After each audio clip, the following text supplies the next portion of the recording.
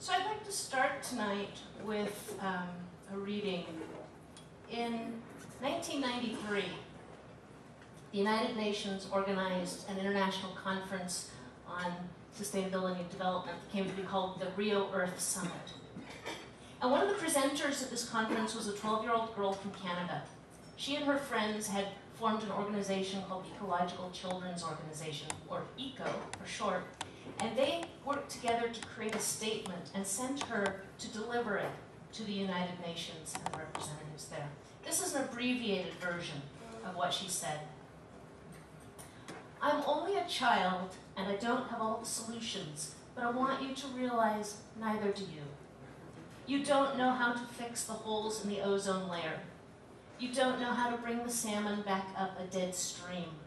You don't know how to bring back an animal now extinct. And you can't bring back a forest where there is now desert. If you don't know how to fix it, please stop breaking it. In my country of Canada, we make so much waste. We buy and throw away, buy and throw away. Yet northern countries will not share with the needy. Even when we have more than enough, we are afraid to lose some of our wealth, afraid to let go. You teach us how to behave in the world. You teach us not to fight with others, to work things out, to respect others, to clean up our mess, not to hurt creatures, to share, not be greedy. Then why do you go out and do the things you tell us not to do? My dad always says, you are what you do, not what you say.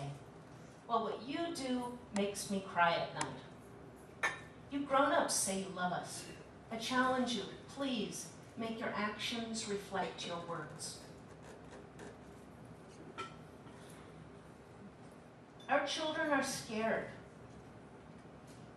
And I think if we're honest, we'd admit, so are we. The reason we don't take action is that we are absolutely overwhelmed by the magnitude of the problems that we're facing. We don't know what to do about it. And because of that, we're just paralyzed. We're paralyzed by fear. And some of the climate scientists seem to think that the reason we're not acting is we're not scared enough. So they keep escalating the rhetoric. I don't know if you've noticed this, but the language about climate change is downright apocalyptic. It could be out of the book of Revelations. And every year they tell us, hey, turns out last year we were optimistic. It's worse than we thought. I don't know about you. That's not helping me. It's just making me feel more overwhelmed and more paralyzed. So the question is, when we are overwhelmed, when we are paralyzed by fear, how do we find the strength to take action? How do we get our wonderful human gift of problem solving to kick in and figure out how to move forward, not because we've overcome the fear, but because we've figured out how to act in spite of that fear? Probably the single greatest motivator that gets us to take action even when we're feeling overwhelmed is love. We will do things for the people we love. We will do things for the places we care about that we won't do for ourselves. Everywhere I go, people tell me, I'm doing this for my children. These are the children of People's Church, Carrie Calvinson. I'm doing this for my children. I want my children to live in a world as beautiful as the world I lived in. I want them to be able to fish and eat the fish. I want them to breathe clean air. I don't want them to suffer from asthma. I grew up in a redwood canyon. It amazes me to think that trees that are older than this nation, trees that were here before Europeans arrived on this continent, may not exist for my nieces and nephews' children to see because of what we've done to the environment, the way we've changed the ecosystems. I want those trees to be there for the next generation and the generations to come.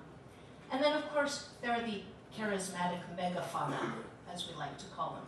The polar bears, the penguins, the creatures that are the indicator species that we're seeing feel the effects of climate change soonest. We want them to be there. They're part of the world as we understand that the world should be. And without them, we don't know what world we're living in. cost. We're losing our homes.